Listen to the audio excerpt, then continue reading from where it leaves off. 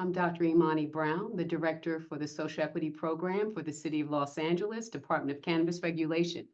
I want to welcome you to this webinar sponsored by the Business Licensing Compliance and Assistance Program. Now, BLC programming is designed to assist social equity applicants in the City of Los Angeles as they navigate through their entrepreneurial journey. I will be your moderator for tonight's session.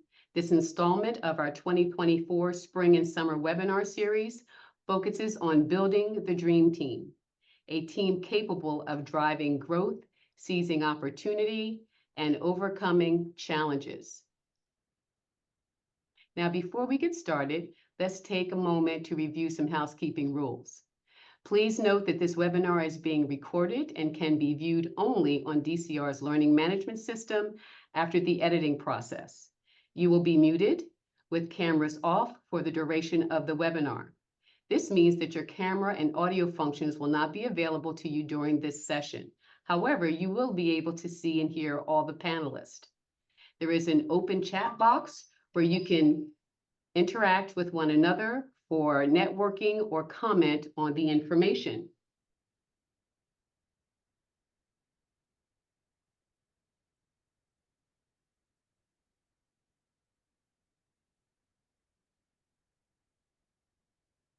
Please use caution when sharing personal information in a public forum and keep your questions focused on tonight's topic.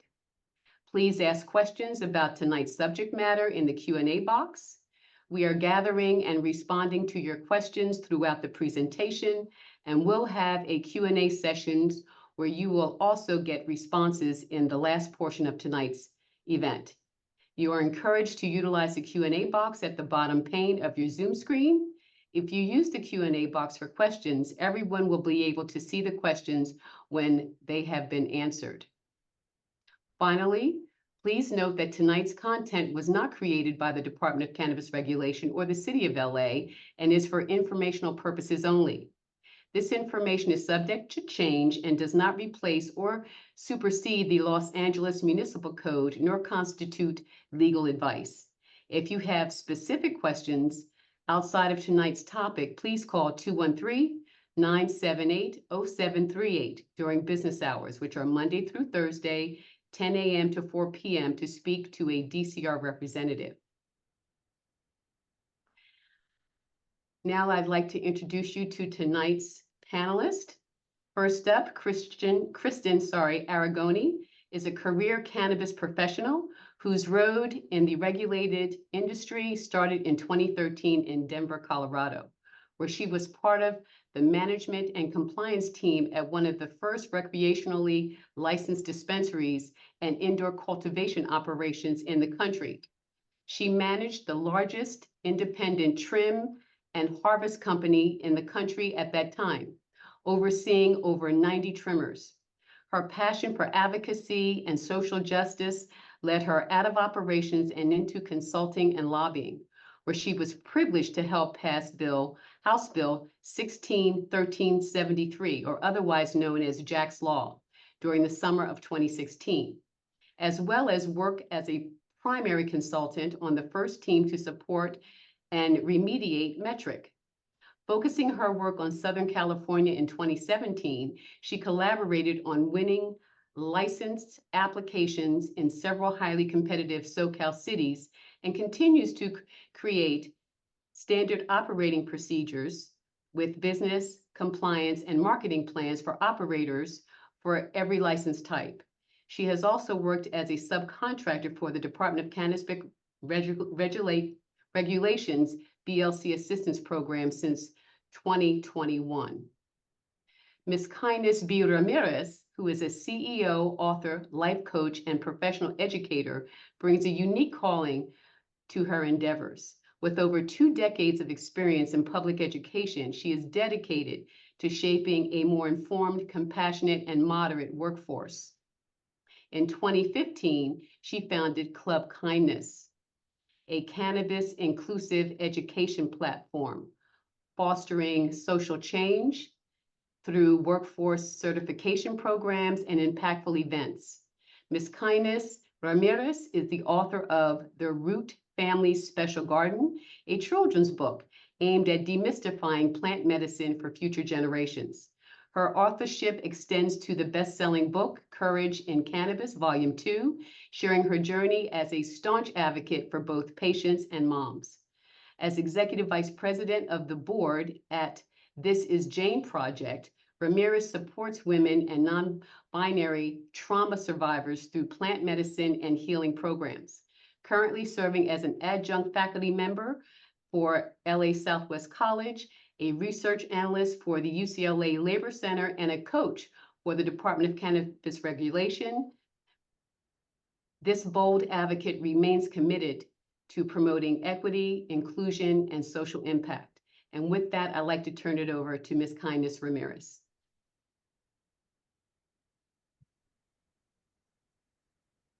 Thank you, Dr. Brown.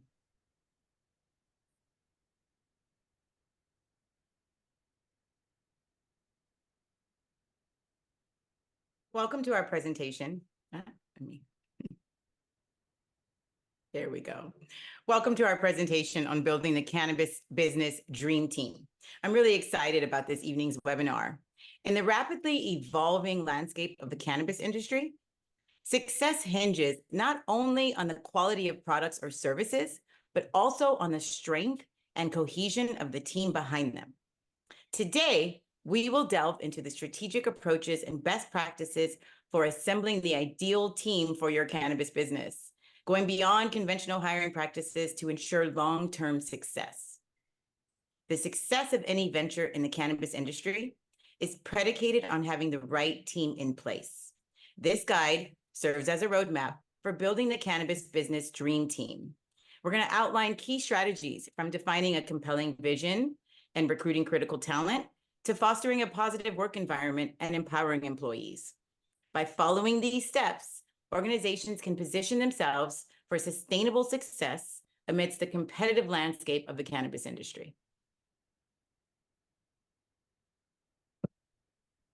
Let's start by defining your vision and goals and talk about the critical components and steps for success. Why is it crucial to define your vision and goals? Simply put, they serve as the guiding force that eliminates the path toward success. A clear vision provides direction, inspiring passion, and fostering unity among your team members. Well-defined goals create a roadmap for progress, offering measurable milestones to strive for along the way. When we craft clear and concise mission statements, it's essential for aligning the entire organization. These statements encapsulate the purpose and values of your company, serving as guiding beacons that offer clarity on overarching goals and guiding principles. When every team member is aligned with these statements, collaboration becomes more efficient and decision-making becomes more focused. Another critical component, your business plan. Your business plan is more than just a document. It's a strategic tool that supports efforts toward common goals. By developing a comprehensive business plan, you provide a strategic framework that guides decision-making and resource allocation. This process ensures that every team member understands their role in achieving the company's objectives and fosters a sense of unity and purpose. Some steps to success. You want to ensure success. It's vital that all members of the leadership team are not only aware of the organization's visions and goals, but also fully aligned with them. Consistent messaging and communication from leadership help to reinforce the mission throughout the company. Regular reviews and updates of your vision and goals ensure they remain relevant with market dynamics, while implementing a system for feedback and evaluation enables you to track progress effectively. So what we're talking about here is understanding our working groups. Basically, the key to understanding your working groups is really understanding the dynamics of your working groups, because this is fundamental to optimizing your team performance. By knowing the strengths preferences, and working styles of each group within the team, leaders can strategically assign tasks, leverage complementary skills, and foster synergy among members.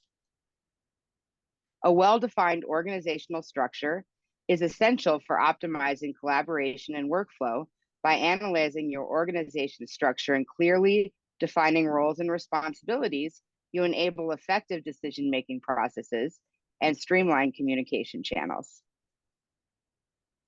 So one of the first ways that you can do this is by utilizing a SWOT analysis. A SWOT analysis is a really valuable tool for breaking down the strengths, weaknesses, opportunities, and threats that might be facing you as a company internally, as well as any kind of external opportunities, threats, and weaknesses that might impinge on your company in some way or support your company in some way. So you can do this for a single department.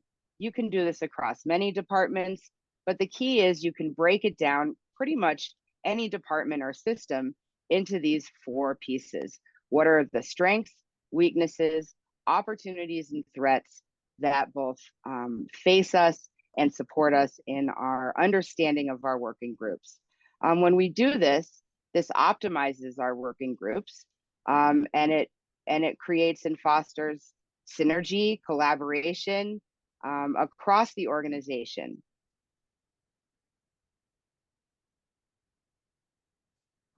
So when you identify and eliminate redundancy in hiring and management structures, that's essential for optimizing your efficiency and resource allocation. Streamlining processes and workflows minimizes duplication of effort and maximizes productivity. Promoting cross-functional collaboration breaks down silos and fosters synergy between different departments or working groups.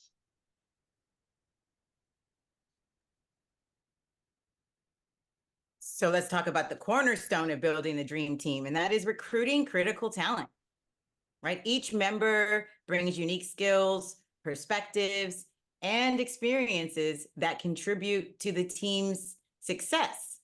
Critical talent not only fills gaps in knowledge and abilities, but also enriches the team's dynamic, fostering creativity, innovation, and ultimately collaboration.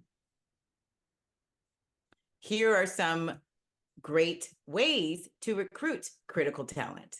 So we can look at job boards. We want to explore cannabis-specific job boards like Leafly or Vankst. Cannabis industry associations have events where you can go and network with industry professionals. Of course, social media, where you can engage with the cannabis community and members such as LinkedIn, Instagram, Reddit. Local universities. Collaborate as a business owner with universities offering cannabis-related programs. Networking. Tap into your professional network. Look around you already for who has referrals and recommendations. And finally, recruit graduates from cannabis-specific education programs.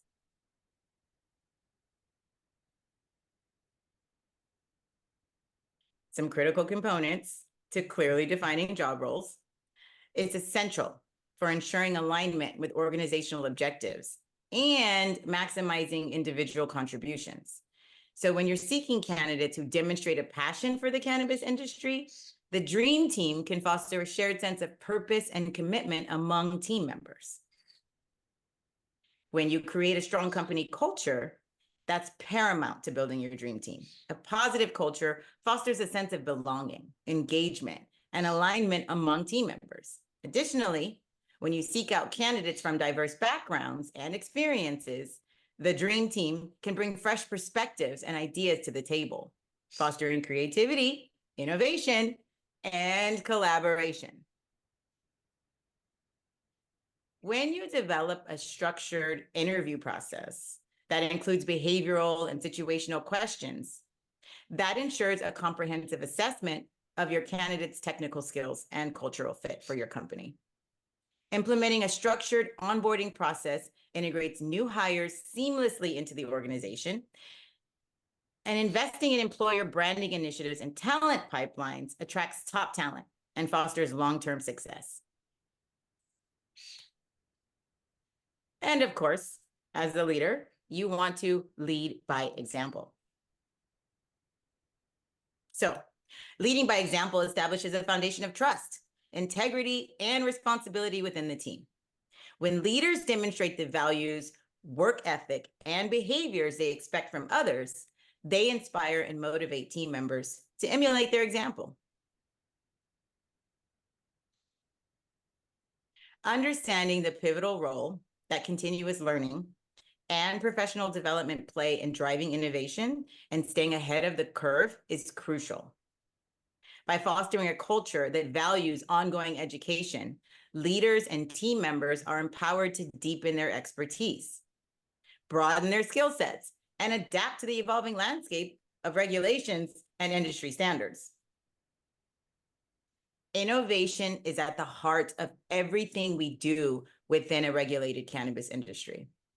By fostering a culture that values creativity and experimentation and collaboration, we empower employees to think outside the box. They can then take calculated risks and pursue breakthrough innovations that have the potential to transform this industry. Some steps to success: implement regular feedback mechanisms, such as 360 evaluations, where everyone is offering feedback around growth and development. Promote self-awareness among leaders and team members. Provide opportunities for leadership and training and workshops to enhance the skills within your organization. Thanks, Ms. Kindness. And obviously, along with that, one of the keys to creating the dream team is fostering a positive work environment. If people don't want to come to work, then they're not going to come to work, then you're not going to have employees. That's problematic, especially when you're trying to keep your employees around. What this does is it creates a culture of trust, collaboration, and well-being. And when you prioritize trust and respect in the workplace, this fosters an atmosphere of positive morale. That's super key to keeping people around, which is the goal here. Building a successful team within the regulated cannabis industry is one where you're cultivating trust, respect, and a culture of recognition and rewards. Trust and respect serve as the foundation upon which strong relationships and effective teamwork are built. By fostering an environment where employees feel valued, supported, and empowered, we create a sense of belonging and camaraderie that drives collaboration and innovation. Open communication channels and collaborative decision-making processes further reinforce this culture of trust and respect, allowing team members to voice their opinions, share ideas, and contribute to shared goals. Another key is to lead with recognition and rewards. Implementing a comprehensive recognition and rewards program celebrates both individuals and team accomplishments. This fosters a sense of pride, camaraderie, and purpose among team members, driving higher levels of productivity, satisfaction, and retention. Providing support and resources to help employees navigate challenges and overcome obstacles is essential for fostering resilience and perseverance. Promoting work-life integration through flexible work arrangements and wellness programs supports employees' well-being and balance. This creates opportunities for team building and activities, along with recognition ceremonies. And then you're going to want to implement a confidential system for feedback and grievance resolution to address concerns and conflicts proactively. Absolutely. Thank you, Kristen. And, most importantly, I don't know, all of these are so important. We need to empower employees. Because what does that do? Empowering employees unleashes their full potential, and it fosters a culture of innovation and excellence. By providing autonomy and authority, employees are motivated to take initiative, to make decisions, and contribute their own individual unique talents and ideas to the team. A critical component of this is investing in training and development.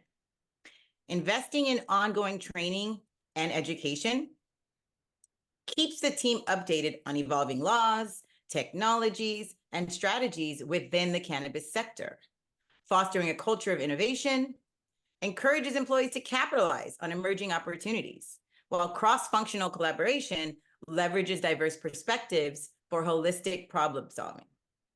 In a recent survey conducted by the UCLA Labor Center, 93% of California cannabis workers overall surveyed stated they want opportunities for growth in their cannabis careers. So let's take a look at this. 77% of over 1,100 workers surveyed in California in the cannabis industry said they would like more in-depth training on the uses of medical cannabis, of retail workers, excuse me. 73% of cultivation workers would like more in-depth training on greenhouse management. And 71% of the delivery drivers surveyed would like more in-depth training on vehicle logistics and security. 93% of workers overall want opportunities for growth in their cannabis careers. By establishing clear expectations and guidelines for performance, organizations enable employees to explore new ideas and approaches while maintaining alignment with the overall organizational goals. And offering regular feedback and support helps employees succeed in their roles, creating a culture of coaching and mentorship, encourages employees to seek guidance and feedback from peers and supervisors. Next slide. Recognizing and rewarding employees for demonstrating initiative, creativity, and leadership qualities, it reinforces the positive behavior and motivates continued excellence.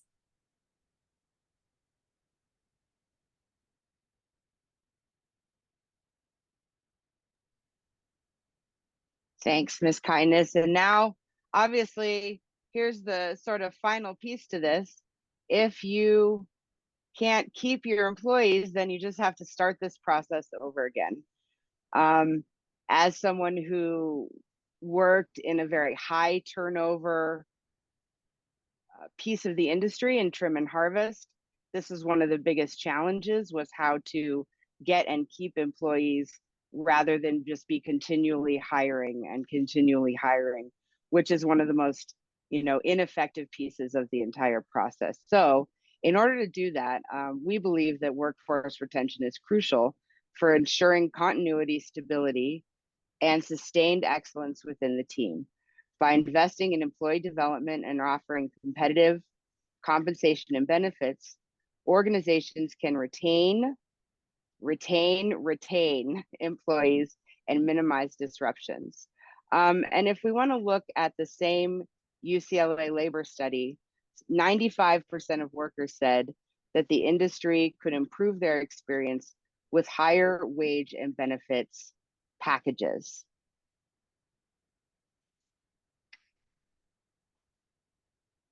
And so one of the ways that we do this is with employee development programs. This is where, instead of having to hire from the outside, you can promote from within. You do this with skill building workshops, career counseling services, which is a huge piece that I hear over and over again. People really wish they had in the cannabis industry, and mentorship programs. And then we want to invest in employee development. This is huge. This allows us to offer, a way for our employees to stay with us. So this is a key for us to, keeping the employees that we have. When we invest in employee development, we ensure the success of our organizations in the long term. Next thing we're going to look at is competitive compensation and benefits. This is the other big key to attracting and retaining top talent in the landscape of the cannabis industry, we have to look at more than just a paycheck. We're talking about whatever benefits you might be able to offer as an organization. Whenever possible, you should try to include health insurance coverage, retirement savings, flexible work arrangements like working from home or a full-time job share, performance-based incentives, and profit sharing whenever possible.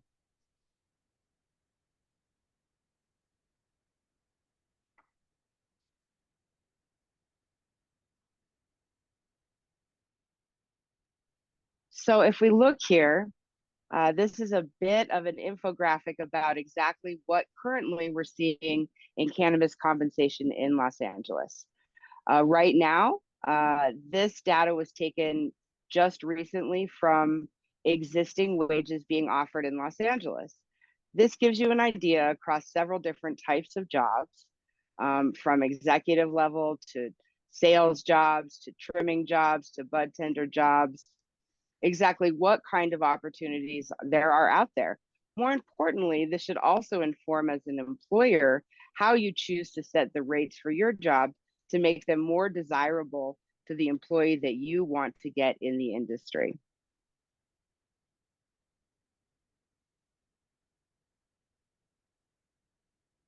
So here are your steps to success.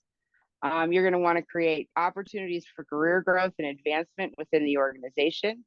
You're going to want to implement employee recognition programs to acknowledge and reward outstanding performance and contributions, and recognize people's achievements publicly.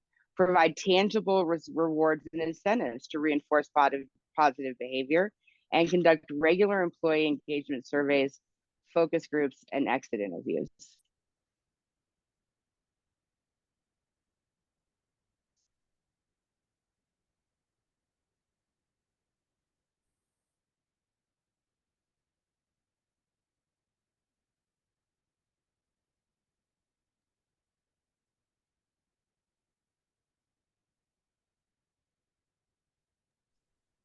So in conclusion, You're in conclusion. building the cannabis dream team requires a strategic approach that goes beyond traditional hiring practices.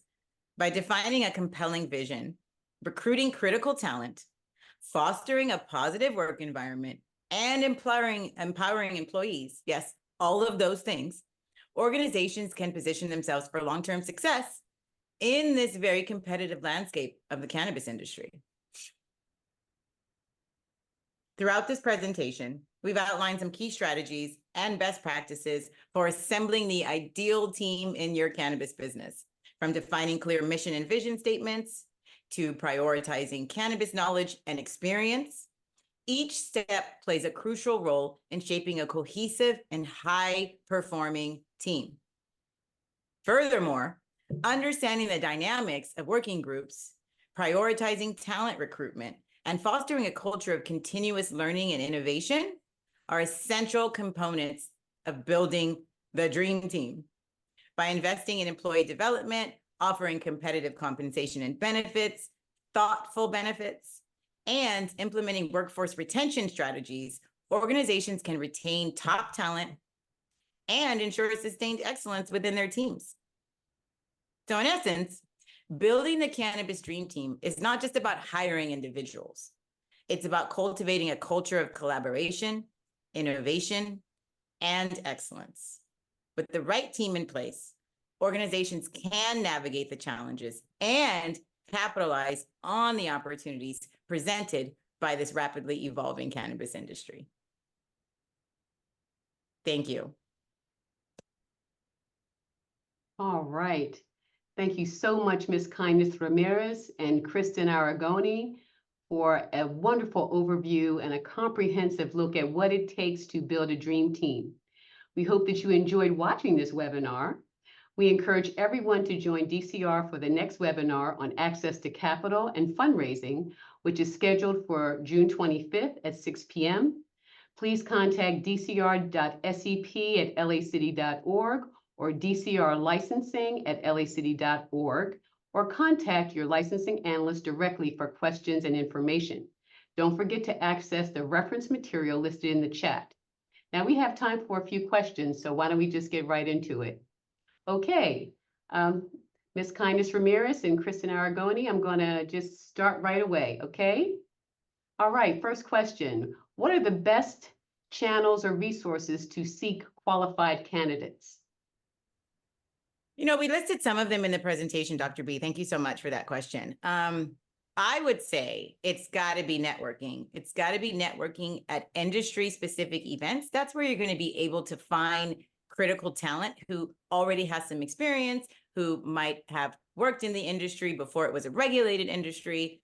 This includes, National Cannabis Institute Association, other orgs like that, industry associations, and then cannabis-specific job boards, because that's where workers are looking for opportunities specifically in this industry. And we mentioned, Leafly, Vankst, and even other job boards, like regular job boards have cannabis specific areas.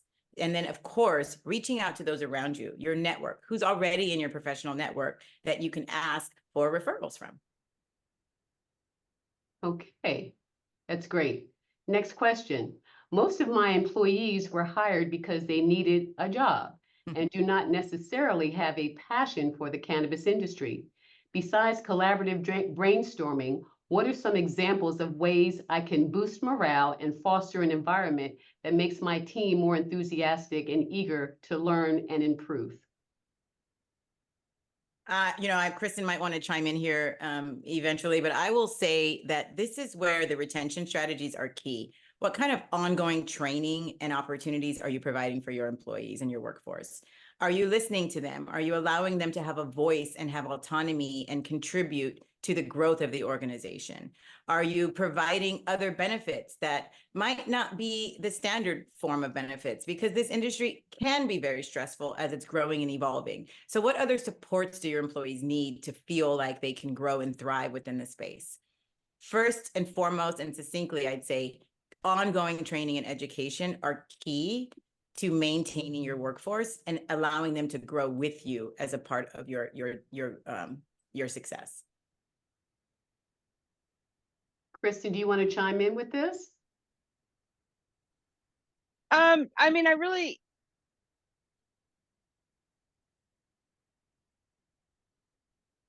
oh, there's my camera. Yeah, I really feel like she covered most of what I would say, but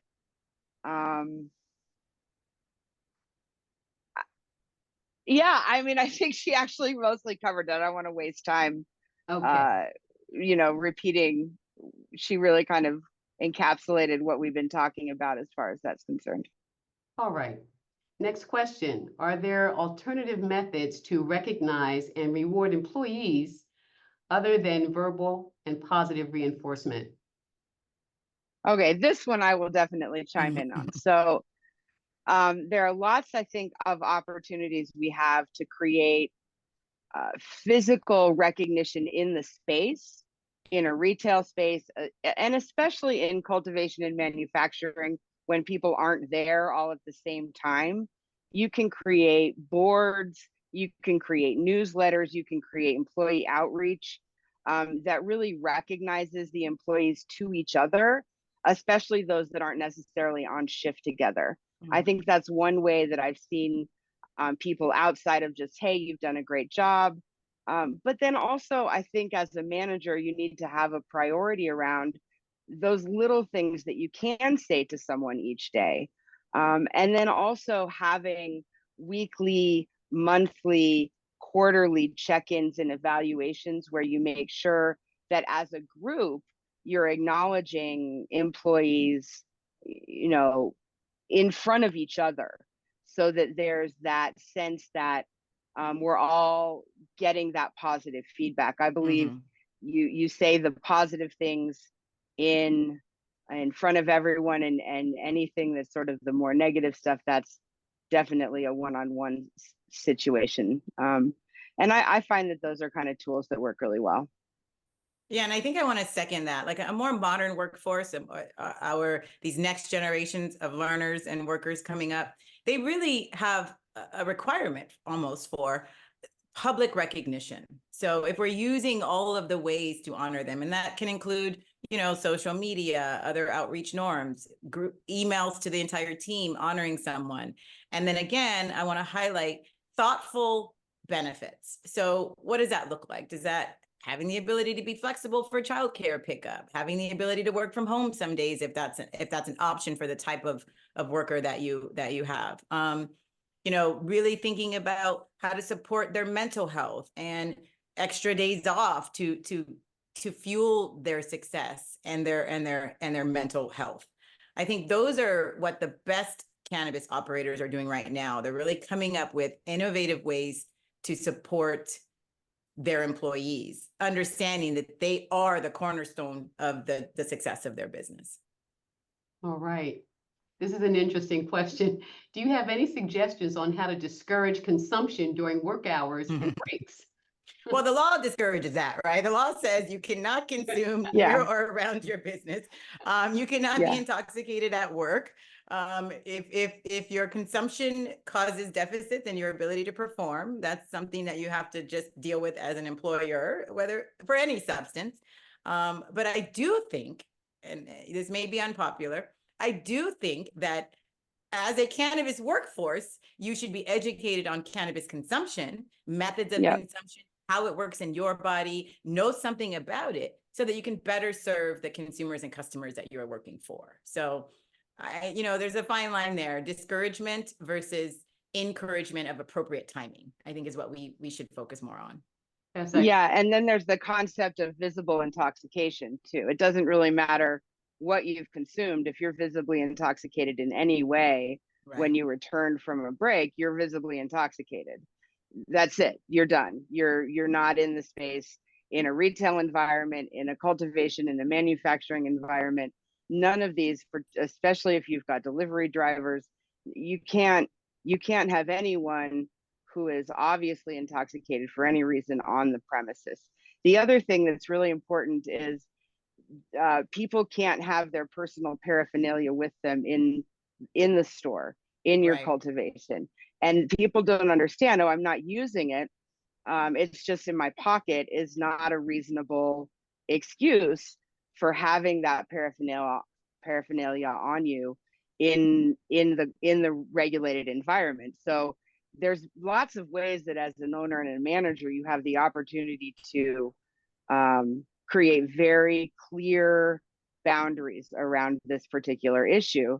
And then also people don't understand what parking lot means, they don't understand that when their shift is over and they're out in the car and they meet up with their buddies, that's still within the legal boundaries of whether you're an employee or not. You can't be consuming in that area. So it really is about your standard operating procedures and your training that really lead to this being successful. That's the key. Education, education, education. You have to teach your employees the standards so that they understand how to follow them and make sure they are in alignment with the mission and goals of your organization so that they want to protect the entity. Yeah, absolutely. Great. That's great. Okay. What type of transferable skills do you seek when hiring for a retail business? All of them. Skills. How do you navigate customers, right? How do you understand your book of business? When they come in, are you familiar with them? Do you make them feel comfortable? Are you able to have educated conversations about their needs and why they're in the store? Are your retail workers trained on the effects of cannabis and the methods of consumption and how they can be used? And so, I mean, that's everything. Sorry, Kristen, you were going to say something. I see you. No, I agree. I mean, I think that you have to look for those skill sets that are around customer education, but also there's a fine line between learning how to talk about the product and learning how to listen to what your customer is comfortable with, how much information they can process in that moment. Like, you have to be sensitive too. So I also tend to look for people who are really good listeners. I look for people who are really good at inventory management. I look for people that are really organized. For me, that's really, really important. in this environment, we don't have, because of the high level of compliance, you don't have the same sort of opportunity at all for things to get hectic or crazy, for the product to be out of sorts or not in its proper place. So if people aren't organized, then that is generally someone that I wouldn't choose. So those are the transferable skills for me, as well as being friendly, Friendly, yes. being, Yeah. you know, Nice, having personable. Yeah. yeah, and really, I want people that want to be in retail. Like, I know that that's not the end goal for a lot of people, but if you don't want to be front of house, don't be front of house, right? Exactly, exactly. Okay. Another question.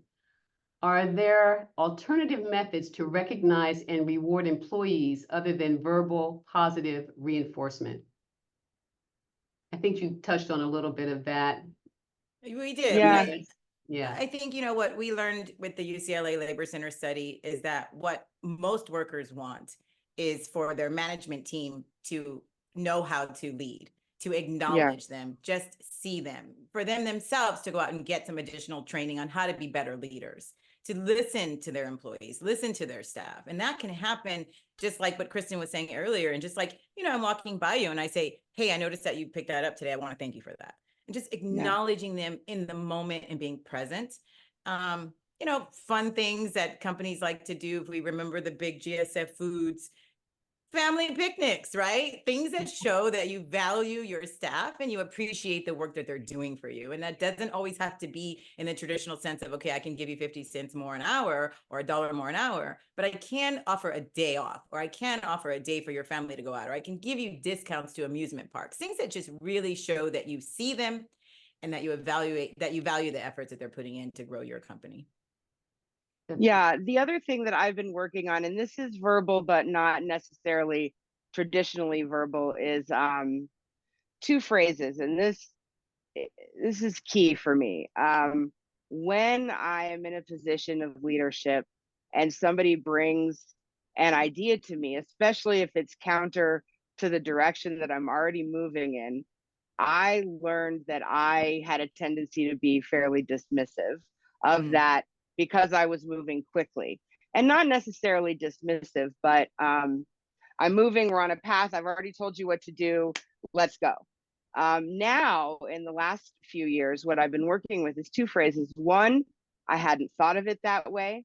And two, that's a really good point. Listening and what acknowledging. Yes. Yeah, and what I have found is that those two phrases infect your team. When you start using those two phrases, I hadn't thought of it that way, let me think about that. That's a really good point.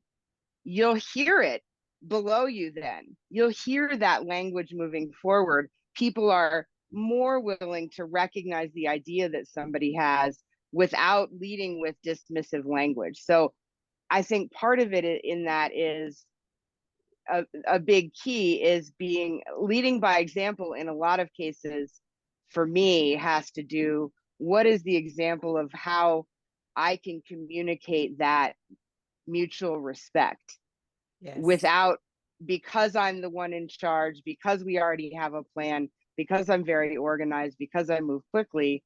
You may have a great idea that, because we're already on the road, retail cannabis moves very quickly. Cannabis cultivation is very exacting. The manufacturing is even more so. So there is not a lot of room sometimes to take that beat and that breath. But when you do, the effects can be profound as you sort of see that infiltrate the culture. I love that you said that the language you use trickles down to the community. Yes. Yeah. Yes. Very true. That's very true. Okay, next question. How do I strike a balance between hiring for skills and hiring for potential? I think we should always, okay, so we should prioritize hiring skilled workers. And I believe that we can do that in this industry, because before it was a regulated industry, it was an industry of its own. And there are tons of workers who have a lot of experience with this plant. So I think, one, we should prioritize that. the balance then is finding people who are passionate about the industry and eager to learn. Then you Yeah. can quickly provide the skills they need because they're open to receive them. Hmm. That's my succinct Yeah. answer. Go ahead, Kristen. Yeah. My dad always said this thing that I love about how you can teach a skill set, you can't teach curiosity. That's right. And you can't teach work ethic. So I think if people don't have the skills, but they have the work ethic and the curiosity, then I could do a lot with that. Mhm. If you come Great. into an environment and you think you know everything, there might be a few jobs that you're really well suited for. You know, I don't want somebody who's extracting with volatile extracts um, to be focused on anything other than that. I want you to be really good at making sure nothing blows up. But I can teach you all those skill sets. What I can't necessarily teach you is how to want to learn, Yes, yes. right? And How to have any curiosity. And then there's another thing that I think is key, which is you look at skill set, you look at, you know, potential, and then you look at drive. Like how Mm. much does somebody want to learn something new? If you're highly skilled and very driven, you're probably going to end up in management, right? And that's where you're going. You're going to push your own excellence. If you're highly driven and not as skilled, that's also somebody that I can teach real easily Mhm. because they have that hunger to better themselves. And I think this industry can support that identity. I can change who I am in this industry if I want to. If I have the Absolutely. drive, you know, and I find the right mentors, I find the right leaders. And that's the responsibility of the employers, is to be inspiring and to create those opportunities where you can, you know, almost mold the employee team that Yes. you want. So I So this think, is the second part of this question. So you have the skills, the curiosity, you have the work ethic. How can you assess when a candidate will fit in the culture of your company?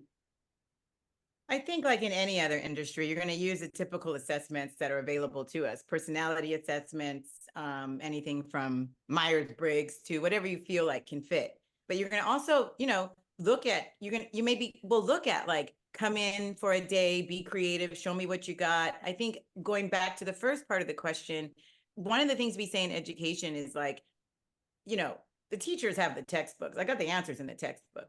But personality, being able to connect with my students, that's a different skill. So I also think we need to consider, what is the skill set that we're looking for? I can teach you how to trim. I can't teach you how to show up on time, be a good worker, work with your community, other than by leading by example, right? So you're looking for those things ahead of time in examples that they had in previous employment, their ability to describe how they worked as a team member, the obviously references, right? Talking with past employers and those things. But really, your goal is like what Kristen said, is to hire curious people, to hire passionate people, to hire people who want to learn and grow with you, who align with your values and your mission, who want to contribute to the company culture in a positive way, and who feel seen and heard and want to show up. That's fantastic. yeah, I saw something recently too that I thought was kind of cool. I was at an organization that I volunteer at, which is a not-for-profit organization. And when they hire, they do bottom-up interviewing. So once you've been selected as like the top 3 candidates for a leadership role, you are interviewed by the team that you would be managing. I love that. Which I thought, wow, that's not something I've ever done, but I think would be a very interesting way, once you're down to a couple of candidates, to say, okay, how does this person fit in with their team? Can we create an environment in a, you know, like we call it in the restaurant industry, a stage, where you're with that team for a short amount of time and see what that looks like, without how we normally think about that, which is I am interviewing the people below me who interview the people below them, who interview the people below them. And so I thought that was a really cool concept. Okay. And the last question, what is one piece of advice you would give someone right now who is just starting to build their team?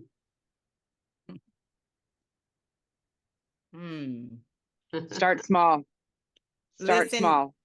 and listen more than you speak. Yep. Okay. Well, with that, I want to thank Ms. Kindness Ramirez and Ms. Kristen Aragoni for sharing your vast knowledge and your time tonight. It meant the world to us. I know people are walking away with a better sense of how to build a team. Thank you so much for your time. See you next time, everybody, and good night. Thank you. Thank you.